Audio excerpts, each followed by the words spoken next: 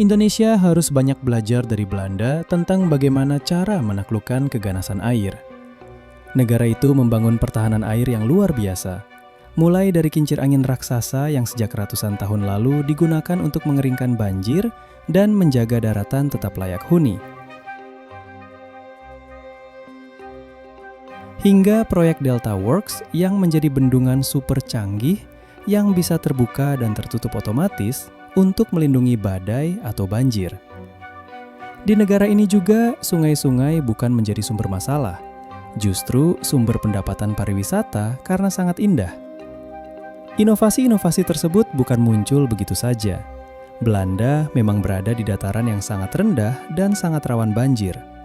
Nama resminya saja Nederland, yang berarti tanah rendah. Sekitar 26% wilayahnya berada di bawah permukaan laut. Letaknya yang rendah membuat negeri ini sejak ribuan tahun lalu terus digempur abrasi, gelombang badai, dan banjir besar. Situasinya semakin rumit karena Belanda berada di tepi laut utara dan menjadi pertemuan 3 sungai besar Eropa, yaitu Rhine, Maas, dan Scheldt.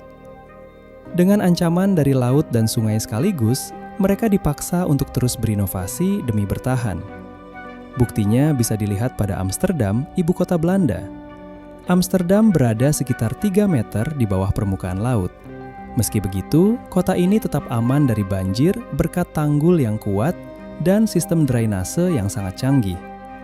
Berbeda jauh dengan banyak kota di Indonesia. Meskipun berada lebih dari 500 meter di atas permukaan laut, banjir masih saja terjadi. Hal ini menunjukkan bahwa pengelolaan air di kota-kota Indonesia belum maksimal. Lalu, bagaimana Belanda mampu mengatasi ancaman-ancaman tersebut hingga dijuluki sebagai negara pengendali air terbaik di dunia? Semua rahasianya akan dijelaskan lengkap di video ini.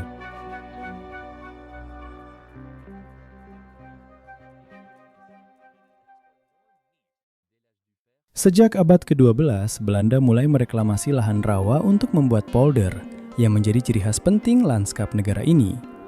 Pada masa itu, masyarakat Belanda membangun tanggul dan saluran untuk mengeringkan rawa pasang surut, sehingga lahan bisa digunakan untuk pertanian dan permukiman. Proses ini terus berkembang selama berabad-abad hingga mereka berhasil mengubah rawa pasang surut menjadi tanah subur, sehingga produktivitas pertanian Belanda meningkat pesat. Polder adalah sebidang tanah yang dikeringkan secara sengaja dan diisolasi dari air di sekitarnya. Setelah kering, tanah tersebut dapat diolah menjadi lahan pertanian yang subur atau bahkan kawasan permukiman. Dengan cara ini, Belanda berhasil menambah sekitar 7.000 km persegi daratan baru melalui reklamasi dan pembangunan polder. Luas wilayah Belanda awalnya berkisar 34.000 km persegi, lalu bertambah menjadi sekitar 41.500 km persegi seperti sekarang. Artinya, mereka berhasil memperluas negaranya hingga sekitar 17% hanya dengan mengeringkan rawa, danau, dan laut dangkal. Namun keberhasilan ini justru membawa konsekuensi besar. Tanah polder yang banyak mengandung gambut dan lumpur akan menyusut ketika dikeringkan. Proses ini menyebabkan subsiden atau penurunan permukaan tanah. Seperti spons basah yang mengering lalu mengecil, tanah polder pun perlahan amblas sehingga posisinya semakin rendah dibanding permukaan air di luar tanggul. Akibatnya, risiko banjir meningkat jika tanggul rusak. Tanah yang makin turun juga membuat polder membutuhkan pemompaan air tanpa henti. Air hujan dan rembesan harus dikeluarkan terus-menerus agar polder tetap kering dan tidak kembali menjadi rawa atau tenggelam seluruhnya. Belanda tentu tidak tinggal diam. Pada abad ke-17, pemerintah dan masyarakatnya terus mencari berbagai cara untuk mengatasi ancaman air yang tak pernah berhenti. Dari sinilah lahir salah satu solusi mekanis paling ikonik dalam sejarah mereka, yaitu kincir angin. Hari ini kita melihat kincir angin sebagai pemandangan indah yang menjadi simbol wisata. Namun pada masa lalu, fungsi utamanya jauh lebih penting dari sekedar estetika. Kincir angin yang berdiri di sepanjang kanal dan parit Belanda sebenarnya adalah pompa air raksasa.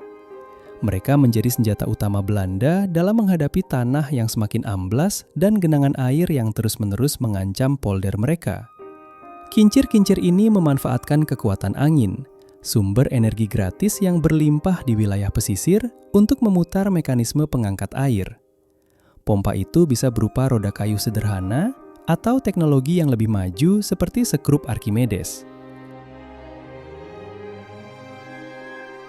Tugasnya adalah menyendok air dari parit yang berada di bagian terdalam polder, lalu membuangnya ke kanal yang lebih tinggi di luar. Dari kanal tersebut, air kemudian dialirkan menuju sungai atau laut. Selama berabad-abad, ribuan kincir angin bekerja tanpa lelah, siang dan malam, menjaga polder agar tetap kering. Mereka menjadi benteng terakhir yang memastikan tanah yang telah diambil dari air tetap layak untuk dihuni dan ditanami.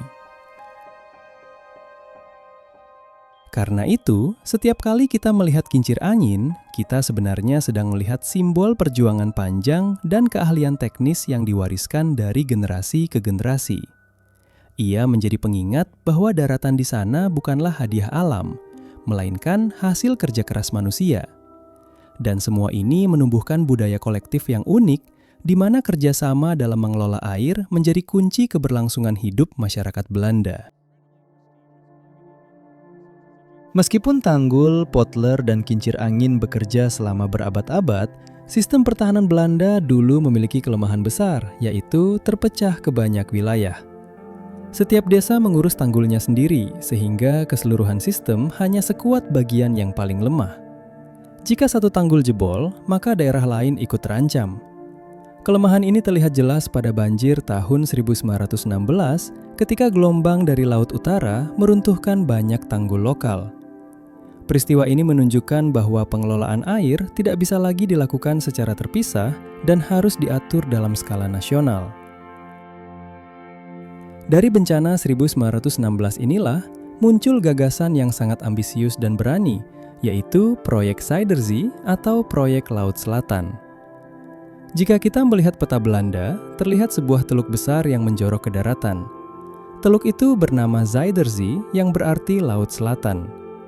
Kawasan tersebut merupakan titik lemah yang sangat rentan diterjang gelombang badai. Ide utamanya adalah menutup mulut teluk agar garis pantai yang harus dilindungi menjadi lebih pendek. Dengan langkah ini, Belanda berhasil mengurangi garis pertahanan lebih dari 300 km sehingga perlindungan menjadi jauh lebih efisien. Proyek besar ini diwujudkan melalui pembangunan tembok raksasa yang dikenal sebagai Afsluitdijk atau tanggul penutup. Pembangunannya berlangsung selama bertahun-tahun dan akhirnya selesai pada tahun 1932.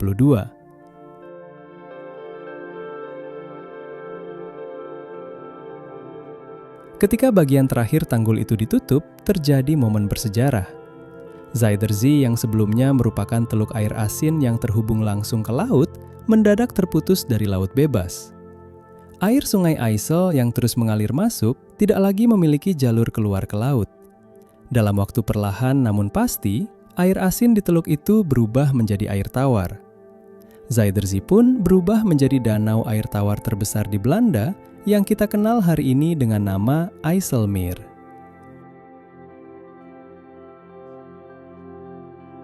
Perubahan besar ini membutuhkan kecerdikan teknik tambahan. Di Afsluitdijk, para insinyur membangun pintu air berukuran besar yang berfungsi seperti katup raksasa. Ketika permukaan air di IJsselmeer naik terlalu tinggi, pintu air dibuka pada saat Laut Utara sedang surut. Dengan cara ini, air tawar dapat mengalir keluar secara alami hanya dengan memanfaatkan gaya gravitasi. Setelah danau air tawar terbentuk, mereka mulai menciptakan daratan baru.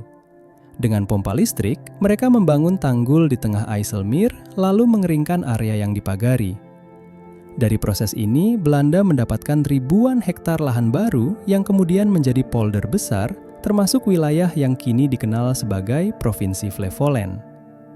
Proyek Zuiderzee menjadi bukti bahwa Belanda mampu mengendalikan air sekaligus membentuk ulang geografi negaranya sendiri. Setelah keberhasilan besar proyek Zuiderzee, Belanda kembali diuji oleh bencana yang jauh lebih dahsyat. Pada malam 31 Januari 1953, gelombang pasang mencapai titik tertinggi yang pernah tercatat, dan bersamaan dengan itu, badai kuat datang dari arah laut utara.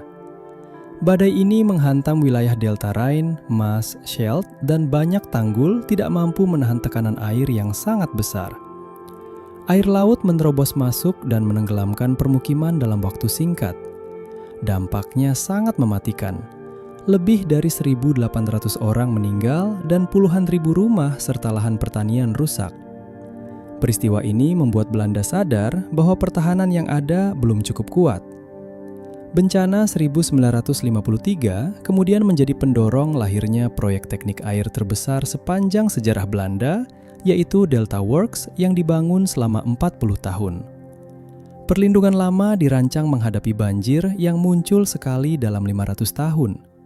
Setelah bencana ini, mereka menaikkan standar hingga mampu menghadapi kejadian ekstrim yang terjadi sekali dalam 10.000 tahun. Delta Works menjadi solusi menyeluruh bagi ancaman dari Laut Utara. Proyek ini terdiri dari 14 struktur raksasa yang memperpendek garis pantai dan menutup beberapa muara serta teluk untuk memperkuat wilayah ekonomi utama Belanda. Bagian terpentingnya adalah penghalang badai bergerak yang bisa dibuka dan ditutup sesuai kondisi laut. Dengan kombinasi tanggul permanen dan penghalang yang aktif, Delta Works menjadi sistem perlindungan yang dinamis dan terus menjaga Belanda dari ancaman banjir besar. Belanda tidak hanya memikirkan keselamatan manusia, tetapi juga masa depan ekosistem lautnya. Salah satu struktur paling menantang dari Delta Works adalah Oosterschelde-Kering, atau penghalang badai Oosterschelde. Kawasan ini adalah muara penting dengan ekosistem air asin yang kaya dan menjadi pusat industri kerang. Awalnya, insinyur ingin menutup muara sepenuhnya seperti Afsluitdijk. Namun langkah itu akan mengubah perairan asin menjadi air tawar dan merusak habitat laut.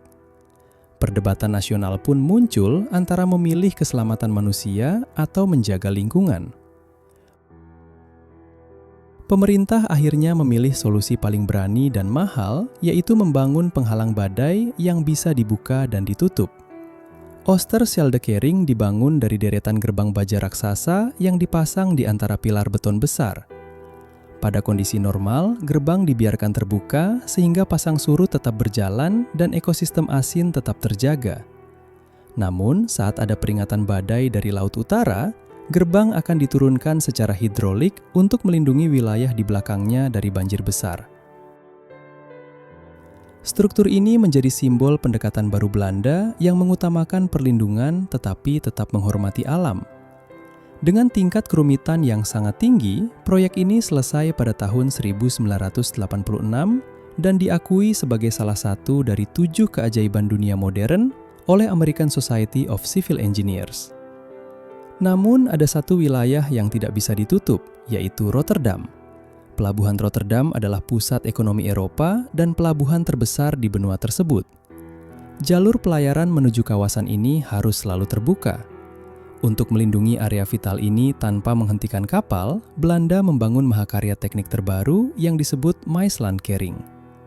Maeslantkering adalah penghalang badai berukuran sangat besar dengan 2 lengan baja raksasa sepanjang 210 meter yang ditempatkan di 2 sisi kanal. Kedua lengan dapat berputar dan bertemu di tengah. Pada hari biasa, kedua lengan berada di dermaga.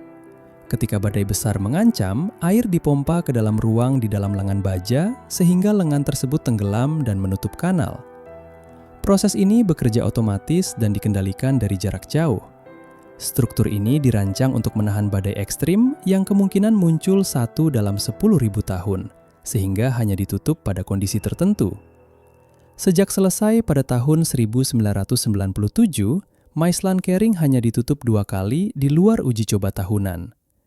Bersama dengan Oosterschelde-Kering, struktur ini menyempurnakan Delta Works dan memastikan wilayah delta Belanda tetap terlindungi dengan standar perlindungan yang sangat tinggi. Meskipun memiliki pertahanan kuat terhadap laut, Belanda sadar bahwa ancaman juga datang dari sungai. Sungai besar seperti Rhine dan Maas dapat meluap ketika curah hujan ekstrim terjadi di wilayah hulu. Dengan perubahan iklim yang membuat hujan semakin tidak menentu, banjir dari sungai bisa sama berbahayanya dengan badai dari Laut Utara. Untuk menghadapi ancaman ini, Belanda tidak hanya meninggikan tanggul. Mereka menerapkan cara baru yang disebut ruang untuk sungai. Pendekatan ini memberi sungai ruang yang lebih luas dengan memindahkan tanggul ke bagian yang lebih belakang sehingga dataran banjir kembali berfungsi. Pada beberapa tempat dibangun kanal samping agar air dapat ditampung saat banjir besar. Pendekatan ini menunjukkan perubahan cara berpikir Belanda. Dahulu mereka berusaha menahan alam, kini mereka memilih hidup berdampingan dengan alam. Belanda berani menginvestasikan biaya besar untuk polder, kincir angin, afsluitdijk, delta works, dan ruang untuk sungai karena analisis risiko yang sangat jelas. Dengan 25% wilayah berada di bawah permukaan laut, satu banjir besar dapat menimbulkan kerugian yang jauh lebih besar daripada seluruh biaya pembangunan sistem pertahanan air itu sendiri. Tanpa pelindungan kuat, kota penting seperti Amsterdam dan Rotterdam bisa tenggelam dan menimbulkan dampak ekonomi yang sangat besar. Inilah alasan Belanda merancang struktur yang mampu menghadapi kejadian ekstrim yang mungkin hanya muncul sekali dalam 10.000 tahun. Keberhasilan panjang dalam mengendalikan air menjadikan Belanda sebagai guru dunia dalam manajemen banjir. Keahlian mereka digunakan oleh banyak negara. Setelah badai Katrina pada tahun 2005, Amerika Serikat meminta bantuan Belanda untuk membantu memperkuat pertahanan banjir New Orleans. Banyak sistem perlindungan di kota-kota pesisir dunia hari ini menggunakan teknologi, cara berpikir, dan pengalaman yang lahir dari perjuangan panjang Belanda menghadapi air. Pelajaran ini sangat relevan bagi kota pesisir Indonesia, terutama Jakarta yang diprediksi terancam tenggelam pada tahun 2050. Kisah Belanda menunjukkan bahwa ketekunan, kerjasama, dan pengelolaan air yang baik dapat menyelamatkan sebuah negara. Hidup di tanah rendah membuat Belanda selalu siap menghadapi ancaman. Mereka sadar bahwa selama sungai mengalir dan laut terus naik, perjuangan tidak akan pernah berakhir. Melindungi tanah rendah bukan hanya soal keselamatan, tetapi juga menjaga masa depan bangsa. Terima kasih sudah menonton dan sampai jumpa.